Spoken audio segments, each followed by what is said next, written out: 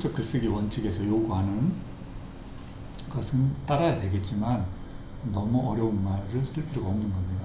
아까 설명했듯이 연구 배경은 사회적 이슈와 트렌드를 통해서 연구 질문을 던지고 연구 필요성을 자연스럽게 도출하도록 그렇게 작성이 돼야 되겠습니다. 그리고 말씀드린 선행연구 흐름과 함께 그 선행연구 흐름을 우리 연구가 상대적으로 어떤 차별성과 의의가 있다, 이런 게 부각이 돼야 되겠고, 또 연구 목적은 항상 구체적으로 진술이 돼야 됩니다.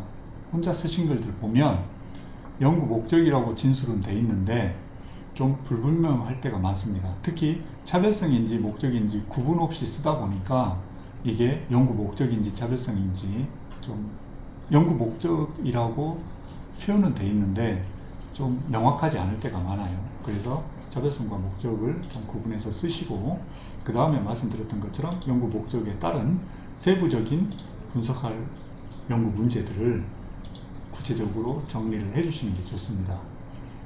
이것은 당연히 이제 뒤에 연구 가설과 모형하고도 연결이 되기 때문에 당연히 구체적인 분석할 연구 문제들을 정리를 해 주셔야 됩니다.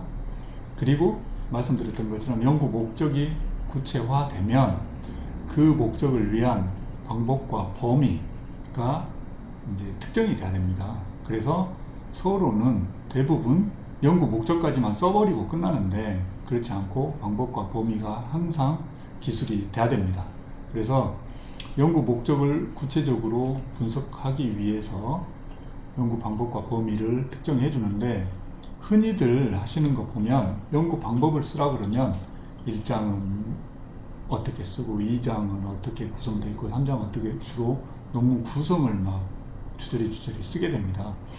방법이란 건 구성이 아니라 이론 고찰과 분석이라고 보셔야 됩니다. 그래서 우리가 양적 연구 통계를 돌려도, 설문을 하든 세컨더리 데이터를 가지고 통계를 돌리더라도 이런 변수의 조작적 정의를 하는 것도 이론적 백그라운드가 있는 학자들이 저번 시간에 설명했던 변수별로 학자들마다 바라보는 관점이 다르기 때문에 그 변수에 대해서 주요한 학자들이 바라봤던 개념적 정의에 따라서 변수도 이론과 모형이 구성이 되고 변수도 달리 도출이 되는 겁니다. 그래서 변수의 조작적 정의, 타당화되고 검증된 변수를 써야 되는데 그게 어떤 이론적 근거가 없는 변수로, 측정 도구죠.